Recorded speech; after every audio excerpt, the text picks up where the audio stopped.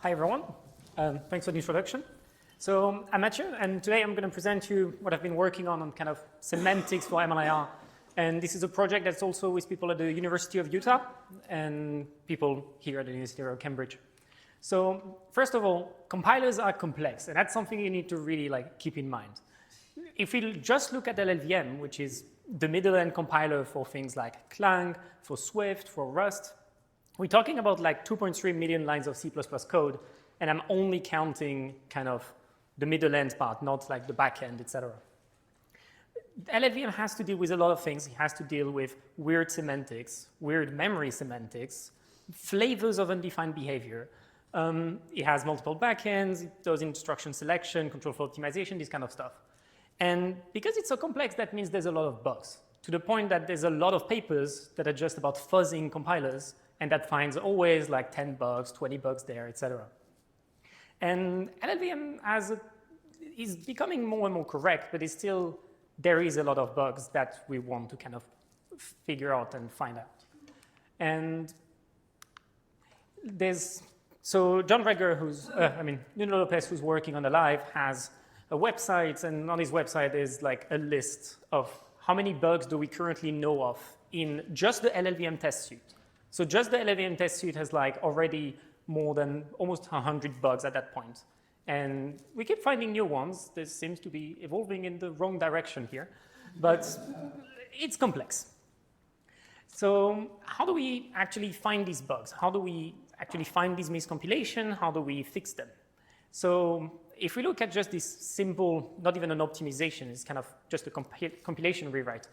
We do a simple multiplication, so x times y times z, and we try to see if we can rewrite it to x times y times z.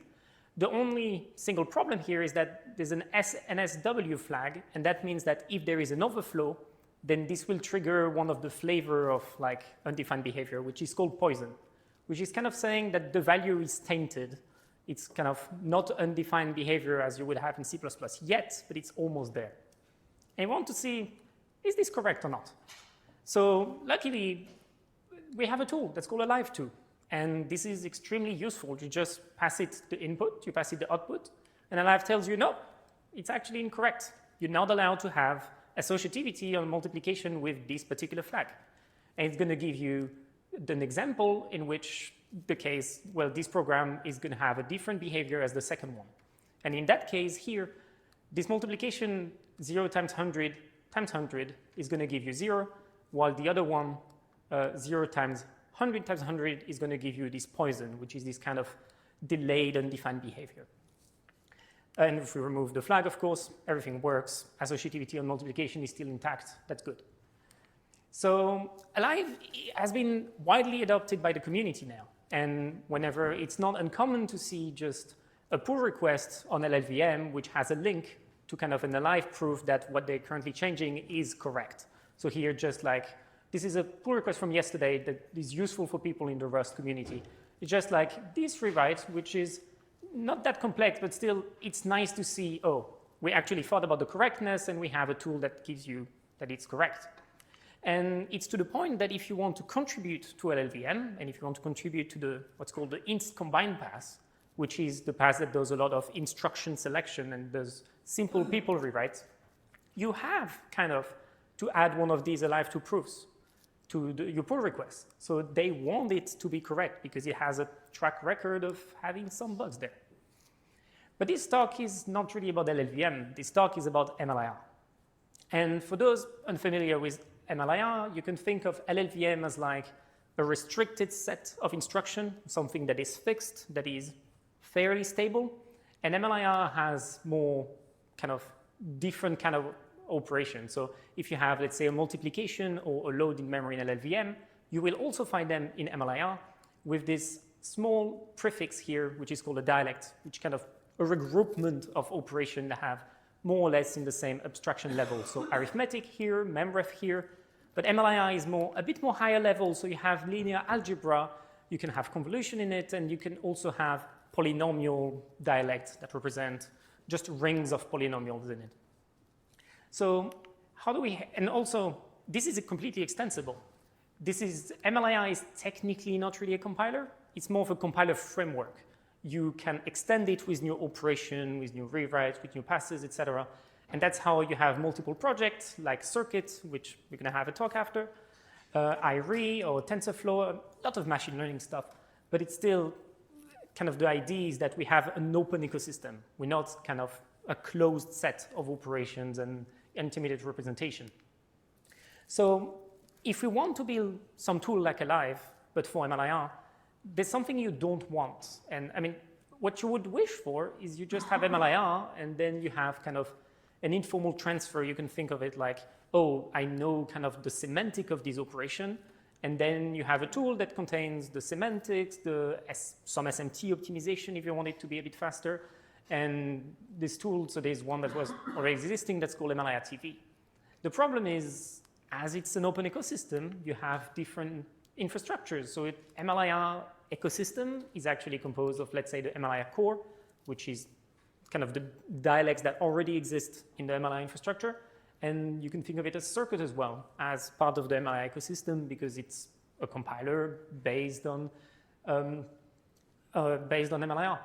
And you start seeing that there's kind of like repetition of things, like these SMT optimizations. Why would they only apply for the MLIR core dialects and not like the circuit-specific dialects?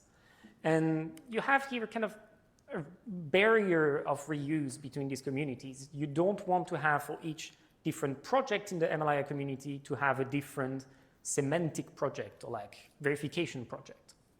So what we want here, and that's what I'm going to present it, is we want kind of a first-class kind of semantics. We want all of these projects to kind of target the same infrastructure, which is kind of an infrastructure made to represent semantics and represent to be used for verification, let's say. And we want to use this. We want to define a set of semantic optimization that are kind of made for specific abstractions.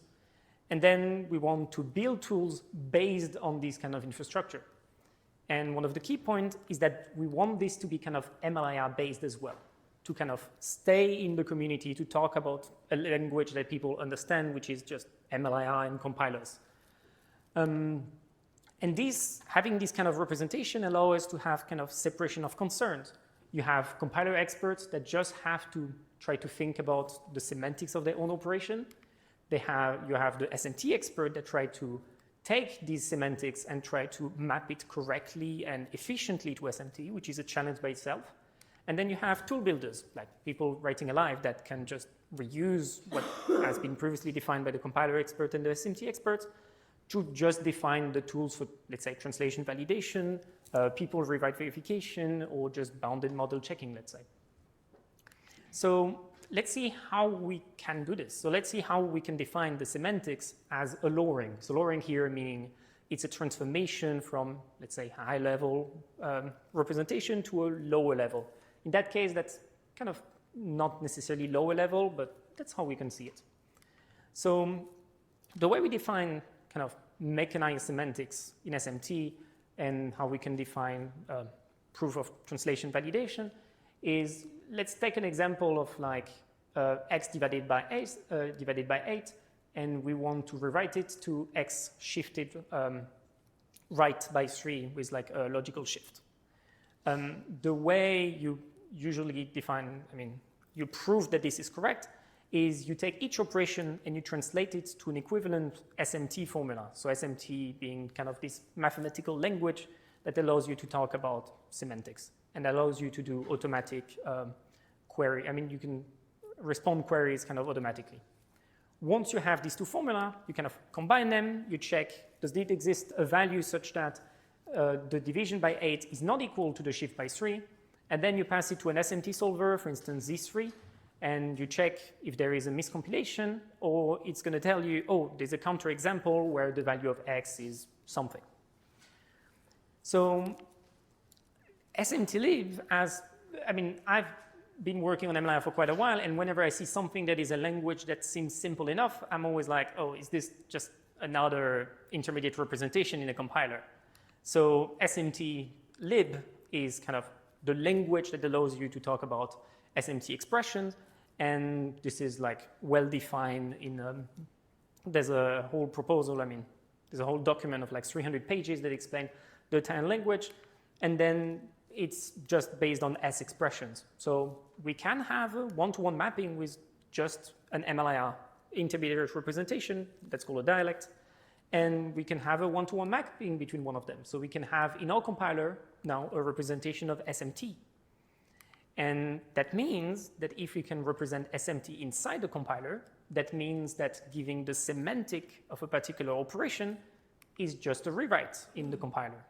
So now users like compiler experts, they can define the semantics in a language they understand, which is just defining a compiler rewrite. They can stay in their same environment that they used to, and they can just provide a semantic for whatever dialects, intermediate representation they come up with, using just rewrite or compiler passes, etc.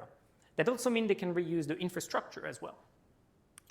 So here, what we have right now is we just have our dialects defined in the MLIR ecosystem, and we can say we can just transform them into all the flavor of SMT-lib. So SMT-lib has a lot of theories. That's why we have different abstraction, each for their own theory. The problem is that's a big gap. So how do we go from, let's say, talking about memory references to a language like SMT? And that's not an easy task. So the way we go around that is we define on top of SMT-lib our own kind of semantics dialect. We define high-level semantic dialects that allows us to talk about memory effect, memory, which is kind of a lower version of the memory effect, and an undefined behavior dialect. And that allows us to define kind of semantics in a much more easy way than if you would have to define it in SMT directly. So we can say, oh, we have pointers, we can offset pointers, we have states that represent kind of the world. Whenever we want to have an effect, we have to interact with that state. And so, for instance, for memory and also for undefined behavior, we can just trigger undefined behavior as an operation. And having this as like a high-level dialect allows us to kind of allow compiler experts to map directly their kind of representation to this higher-level semantic. They don't have to think, oh, how am I going to encode this in SMT? Because that should be simple enough given kind of this abstraction. Here we just talk about memory as a high-level object. We don't talk about the specific arrays and how it's going to look like, byte-wise, etc. So once we have our first-class semantics, what we want to do is to actually kind of optimize them, or in some way efficiently encoding it in SMT. So for that, we do the kind of this progressive semantic optimization and done by the SMT expert. And by that, I mean that we can go from a higher level semantics to a lower level semantics, meaning here SMT-lib, and we can write kind of domain-specific optimization at each stage of this kind of semantic now pipeline in a way. So for instance, handling memory, there's a whole paper about this that is just how to encode memory in SMT. I'm not going to go in detail, but what we've done is instead of going from directly whenever you want to write, whenever you write in memory, you just write the correct encoding. We just have a compiler transformation that goes from a higher level memory encoding to this representation that has been written by people that know way more about SMT than I do. But going to a much simpler example is just encoding pairs in SMT. Encoding pairs is supposedly simple. You have something called abstract data type in SMT. And you can just say it's a pair between a 64-bit bit vector to a Boolean. But what we're doing here is we optimize it, quote unquote, and whenever we have a function that has an input that is just a pair, we transform it to a function that has two inputs. And we do the same for results. If we have a function that has a pair as a result, we transform it into two different functions that each return the first element and the second element. We cannot return multiple elements in a function, that's why we have to do this. And this seems like, I mean, trivial stuff. This shouldn't really optimize anything. Well, in Z3, we get 60% speed up on this. By just, we run like, I think it's 1 million example, and we get 60% improvement on the query times on SMT, on Z3, because it was a better representation after all. And So this is the kind of things that having inside a compiler, allowing you to play around kind of the different representation, play around like how you can encode things to SMT. I mean, it helps you there. And also we got a bit less timeout overall whenever we had our queries. So once we have kind of our semantics, once we optimize them, now we want people to actually write tools for them. And here we wrote 3 different tools, in our case, using this kind of new framework. So we built a translation validation tool, a pass verification tool using PDL, which allows us to represent rewrites, and a data flow verification tool. So for the translation validation tool, the very simple example is you take arith, which is the arithmetic dialect, you compile it to something else, and you want to check that this compilation, this transformation was correct. So then you take your arithmetic program, you transform it to its semantic equivalent using the kind of semantic defined as a rewrite. You do it the same on the other side. And now what you're having is these 2 basing blocks are what previously like the compiler expert has been building, which is just the semantics. Those are kind of reusable building blocks for the tool experts to use. And then we just pass it to kind of semantics optimization. We just combine them to check that one is equal to the other. And that's it. That's a very simple tool to write once you have all the building blocks to define semantics. And just doing this, testing it a bit on MLIR, we found 5 bugs. A very simple one is we check that if a predicate A is true and the predicate B is true, we return X. Otherwise, we return Y. And that seems to be exactly the same thing as this. But because compilers are not as easy as they should, well, this doesn't work if the predicate B is poison and if the predicate A is false. And this is the kind of corner cases you have all the times in compilers, and that's exactly why we need semantics in the first place, is because this looks correct. And yeah, there's 5 bugs like this. They're all kind of in a similar way, the same thing, where one thing is poison and then it breaks every assumption you have on your code in the first place. So this was for translation validation. So you just prove that one program compiled correctly to another program. If you want to prove that a pass or a rewrite is always correct, whatever input, then we need to use kind of declarative specification on what your rewrite or your pass is. And for that, we're using PDL, which is Pattern Descriptor Language Dialect, which is an intermediate representation to represent rewrite on intermediate representations.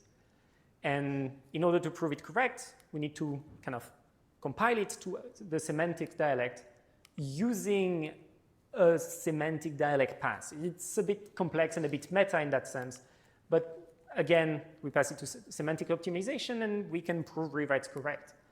And if we take a very simple example, here we have x plus y equal y plus x.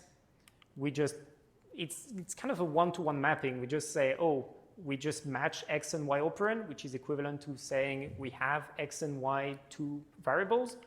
Then we reuse here our semantic transformation to get the semantics of an arith.add. We do the same on this one, and then we check that they're both equal. Here that they're both distinct, and if they find one in which the case they're distinct, that means that we found a miscompilation. That means that we have a counterexample. And yeah, we verified one pass in particular, which is the canonicalized pass, which contains most of the logic to have simple rewrite optimization in MLIR. It's fairly fast. We're still working on improving these 3 values. So what happens is whenever you have a rewrite that has more than one different type, so whenever you extend an integer type into an integer type with bigger length, you need to iterate over all possible lengths. So we do this up to 64 bits. And what happens is that this still takes 2 minutes, but we are currently exploring to find kind of better solution for this. And lastly, so we proved translation validation. We found ways to prove rewrites, and now we just want to write data flow analysis. And I'm not going to go too far in this, but it's kind of the same scheme. So here we take something from COM, which is the circuit, one of the circuit combinatorics dialect. We convert it to SMT, to semantics. We do the same thing for what we call the transfer dialect, which is kind of the same thing as PDL, but for analysis instead. And then we pass again the semantics optimization. And I'm not going to go much in detail, but we have kind of a specific dialect to represent in a kind of declarative way / inside the compiler defining a transfer function. And this is the transfer function for like non-bits analysis, which checks for each bit if you know if it's statically 0, statically 1, or you don't know. And yeah, I'm not going to go much in detail on that. And what we did was we kind of improved the current circuit. So circuit is this project that we're going to see right after.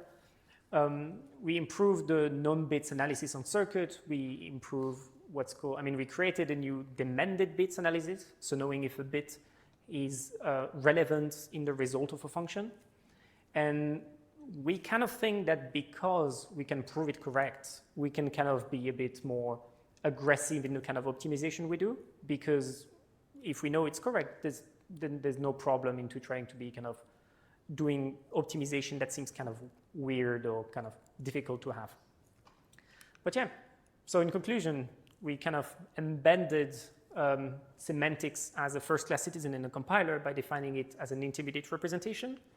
We let compiler experts define those semantics by just having a lowering or a compiler transformation to these semantics from their own intermediate representation. We then kind of provide a playground for kind of SMT expert or people that know very well SMT to do optimization and better mapping to SMT from this semantics dialect. And we all do that in the MLIR infrastructure. So everything is kind of compiler based. And we use this to build 3 tools, translation validation tool, verify tool, and not a BMC tool, but a data flow analysis tool. And this allows kind of 3 communities to kind of interact without having to really interact, because that's always complex. And thanks.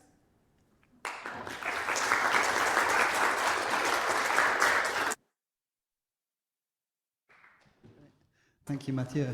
Do we have any questions from anyone? And I will try not to damage any people or property with, oh, you're right at the back. Or on the side. Cheers. So, I think I don't understand the sense in which this is first-class semantics. So a very first-class semantics, or maybe conventionally first-class semantics, would be one in which the definition of the function from the abstract syntax to the meaning was explicitly represented, and you could do some proof about it. But here, if I understand correctly, maybe I don't, the semantics, the translation from MLIR core to the semantics language is a piece of compiler, as it were. Yes. So the first-class semantics is probably more saying like a first-class semantics language in the compiler. So first-class semantic target language.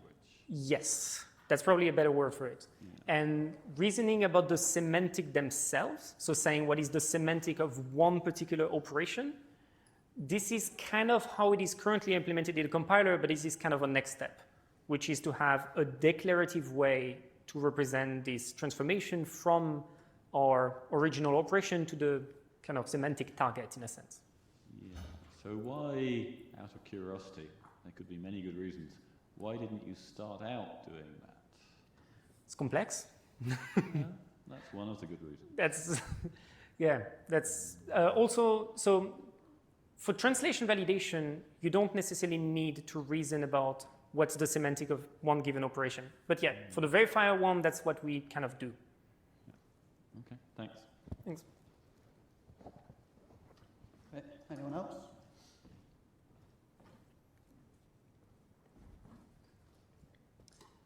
If you have a compiler that's taking like Fortran, for example, into FIR, HFIR, do you see a day where you could eventually take 2 Fortran programs and say, are these equivalent, or would you have to verify every layer from flying down to MLIR to be able to do that? That's a good question. So you need to reason it at the highest level possible at the beginning, because the problem is there's undefined behavior. And what the compiler is allowed to do is to say, oh, if a value is, let's say, unknown, the compiler is allowed to say, oh, then I'm going to specialize it to 0.